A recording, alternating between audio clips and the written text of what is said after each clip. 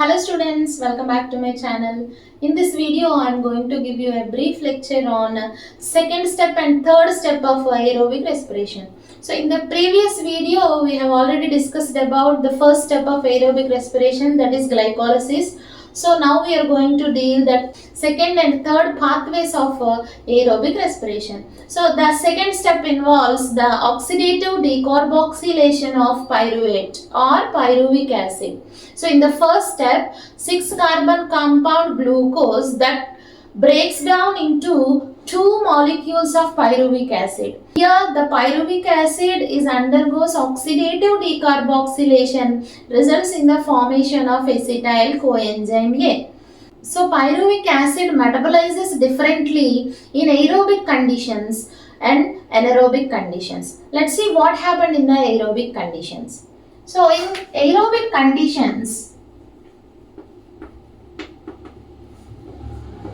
so the pyruvate, which is an end product of glycolysis. Okay, so that enters into mitochondria. There it undergoes oxidative decarboxylation, then it converts into acetyl coenzyme A, which is a 2-carbon compound. So this enters into Krebs cycle.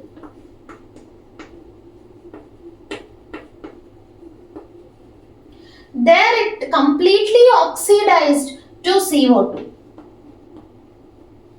Okay. So in Krebs cycle, acetyl coenzyme A is completely oxidized. Then in this process, so highly energy molecules, they are nothing but NADH plus H plus and FADH2 are synthesized. So now these energized molecules are used in the electron transport chain for the synthesis of ATP. Okay, so they undergoes electron transport chain. So during this process, protons are released. It creates proton motive force. By using that proton motive force, ATP will be generated. Let's see what happened in the anaerobic conditions. In case of anaerobic conditions, let's see.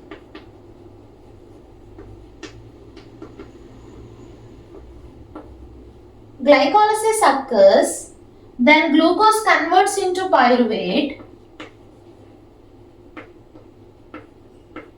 Then this pyruvate undergoes fermentation process.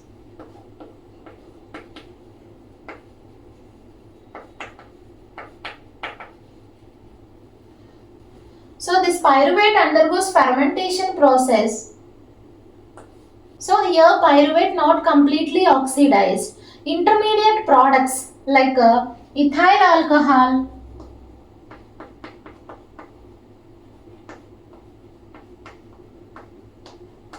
and lactic acid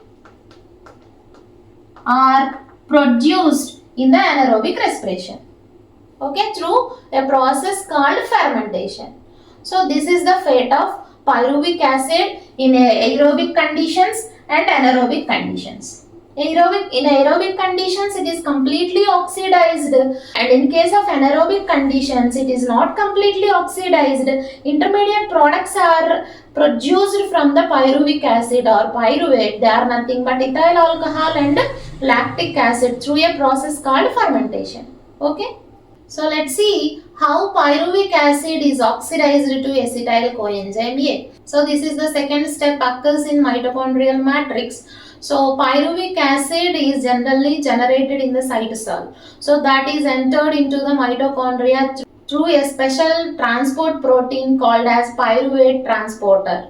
Okay, so then pyruvic acid first undergoes decarboxylation and then oxidation, and then coenzyme A is added to this. Then finally acetyl coenzyme A is prepared.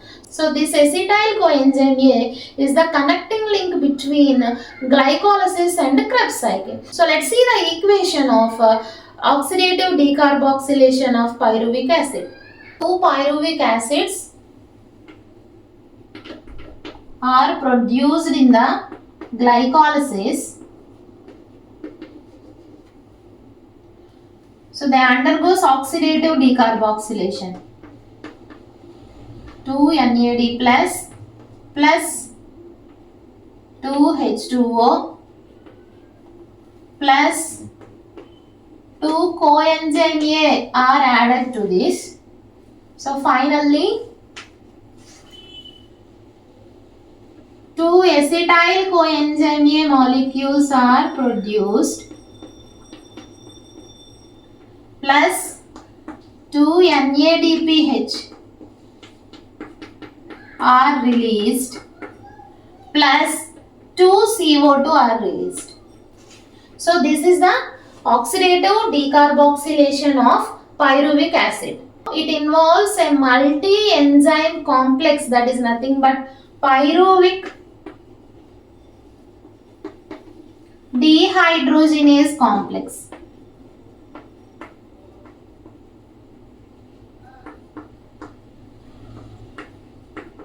So it consists 3 catalytic units.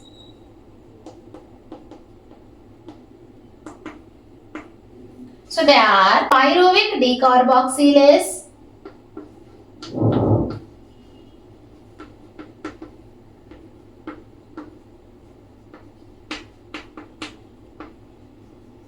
second one is dihydroxylipoyl transacetylase.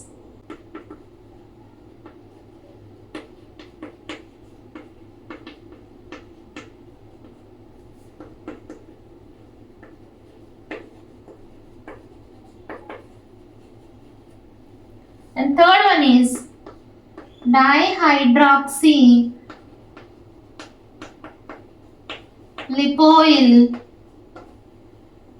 dehydrogenase. So this step is catalyzed by a complex enzyme. So that consists these 3 catalytic units. They are nothing but pyruvic decarboxylase, dihydroxylipoyl transacetylase, dihydroxylipoyl dehydrogenase. Okay. So for the formation of acetyl coenzyme A, 6 cofactors are also required. They are Mg2+, FAD, NAD+, thymine, pyrophosphate, nothing but TPP. Next one is lipoic acid,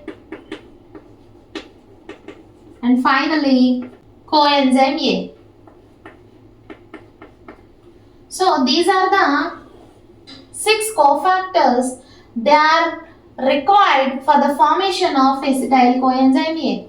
Okay. So let's see the energetics of oxidative decarboxylation of pyruvic acid. So in this step, 2 NADH plus H plus, they enters into electron transport chain for the preparation of ATP. So this is about oxidative decarboxylation, students. So let's see the third step of aerobic respiration, that is nothing but Krebs cycle. Sir Hans Krebs.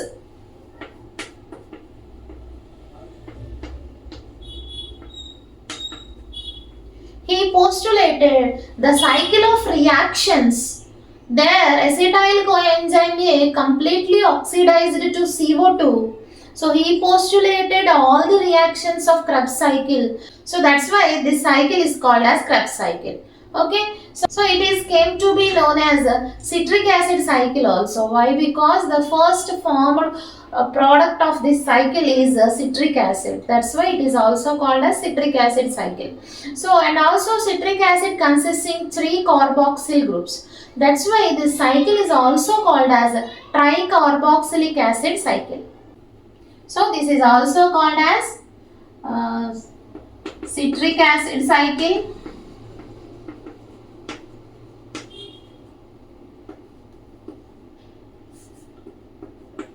tricarboxylic acid cycle,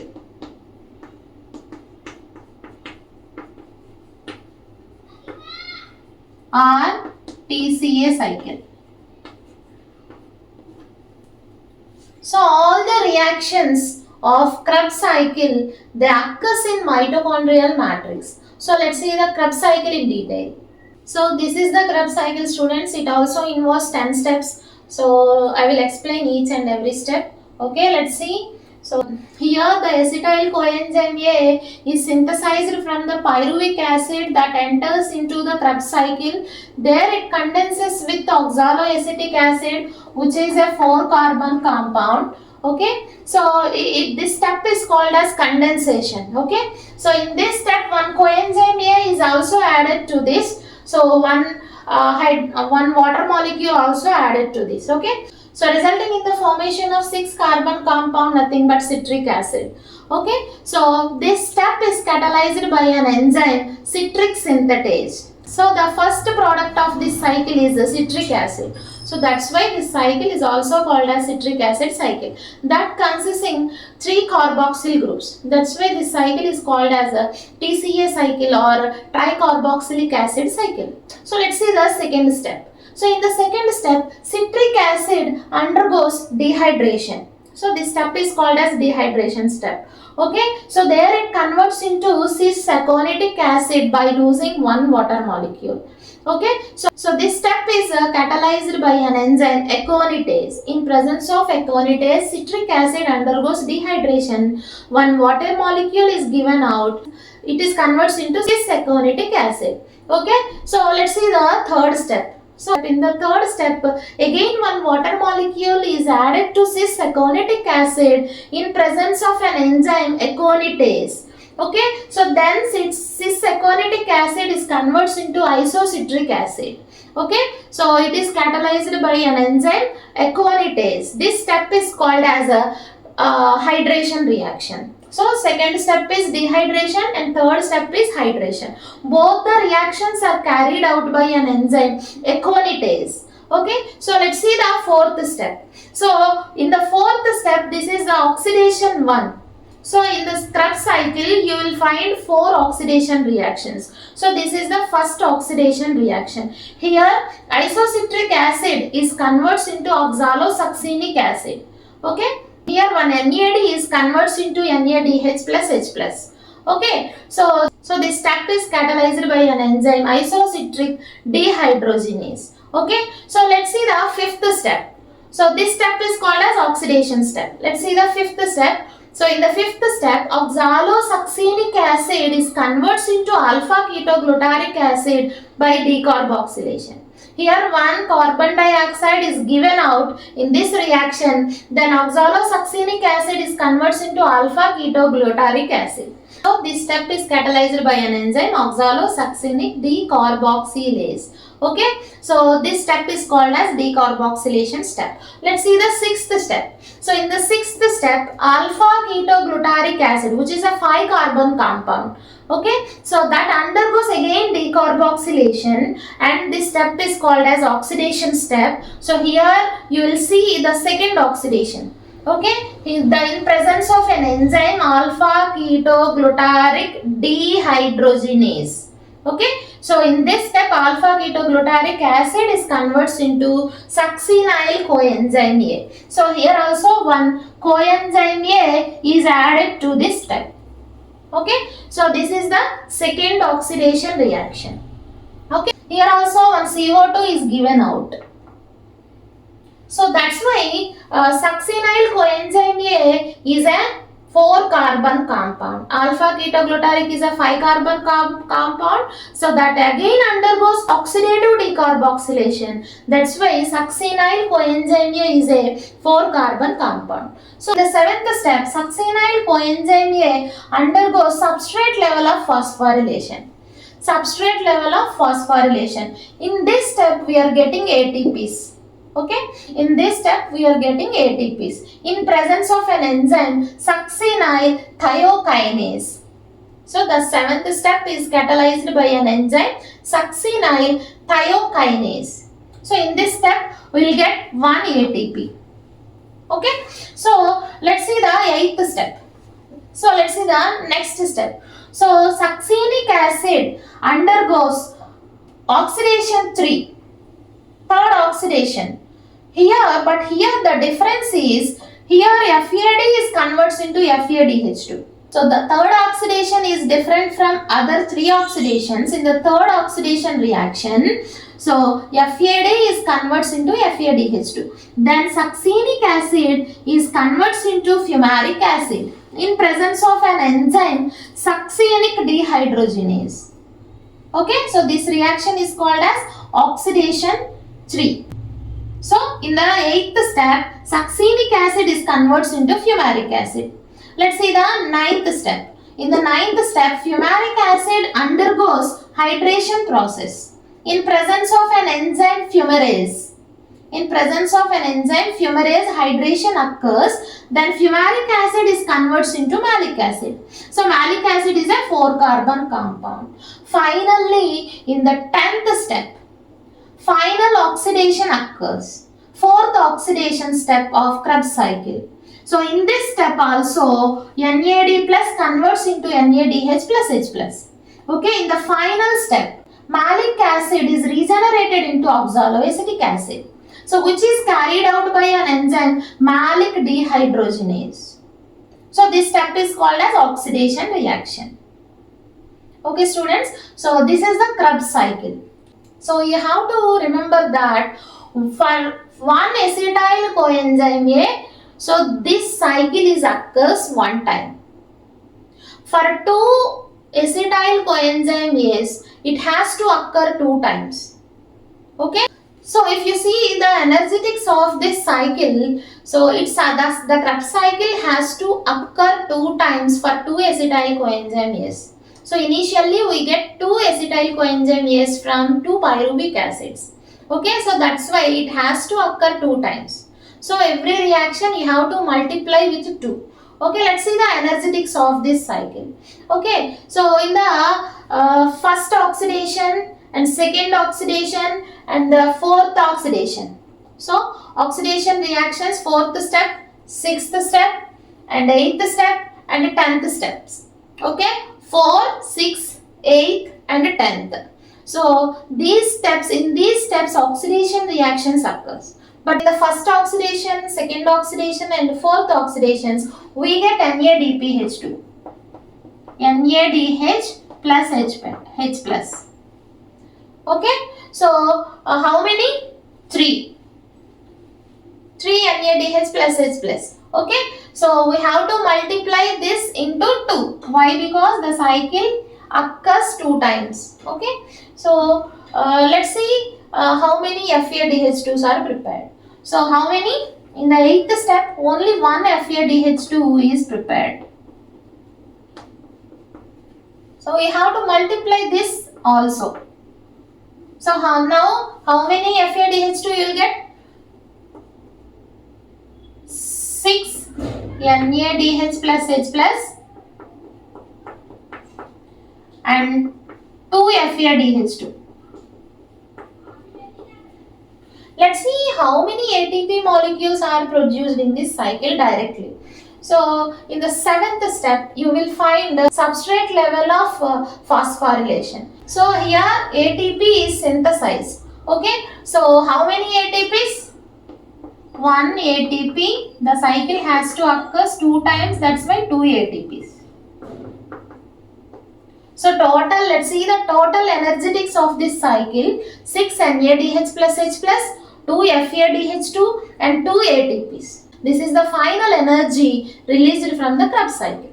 So let's see the reactions in detail, students. So okay students, these are the steps involved in the citric acid cycle. Let's see one by one. So let's see the first step. There acetyl coenzyme A is condenses with oxaloacetic acid in presence of an enzyme citric synthetase.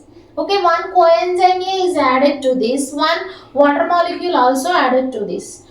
So in this step citric acid is prepared. So citric acid is a 6-carbon compound. Okay, so let's see the next step. So citric acid undergoes dehydration step. So this step is called as dehydration. There it undergoes dehydration and resulting in the formation of cis-aconitic acid, which is also a 6-carbon compound. Let's see the third step. In the third step, cis-aconitic acid again undergoes hydration. then it converts into isocitric acid. So dehydration and hydration. Okay, these two steps were catalyzed by an enzyme aconitase. So let's see the fourth step. In the fourth step, isocitric acid undergoes first oxidation reaction of Krebs cycle. So here one NAD plus converts into NADH plus H plus. Here isocitric acid is converts into oxalosuccinic acid. This step is catalyzed by an enzyme isocitric dehydrogenase. Okay, so let's see the fifth step. In the fifth step, oxalosuccinic acid undergoes decarboxylation in presence of an enzyme oxalosuccinic decarboxylase. This reaction is called as decarboxylation. So then oxalosuccinic acid converts into alpha ketoglutaric acid. So in this step, one CO2 is given out. So that's why we find the 5-carbon compound alpha ketoglutaric acid. Okay, so let's say the next step. In the next step, alpha ketoglutaric acid undergoes again decarboxylation. So this is the second oxidation reaction. That's why this step is called as oxidative decarboxylation. In this step also NAD converts into NADH plus H plus. Okay, then alpha ketoglutaric acid converts into 4-carbon compound due to the removal of CO2. Okay, the 4-carbon compound is succinyl coenzyme A. In this step, one coenzyme A is also added to this. Okay, so now let's see the next step. There succinyl coenzyme A undergoes a substrate level of phosphorylation. Here one inorganic phosphate is added to the ADP, resulting in the formation of ATP synthesis. So in this step we get succinic acid, which is a 4-carbon compound. In the next step, succinic acid undergoes a third oxidation reaction. So oxidation 3, in here it is converts into fumaric acid. In this step, the reducing product is different. Here, FAD converts into FADH2. So, the third oxidation is different compared to the other oxidation reactions. In this step, FAD converts into FADH2. So, let's see the next step. Fumaric acid undergoes hydration in presence of an enzyme fumarase. Okay, so fumaric acid here converts into malic acid. Malic acid also a 4-carbon compound. Okay, so let's see the next step.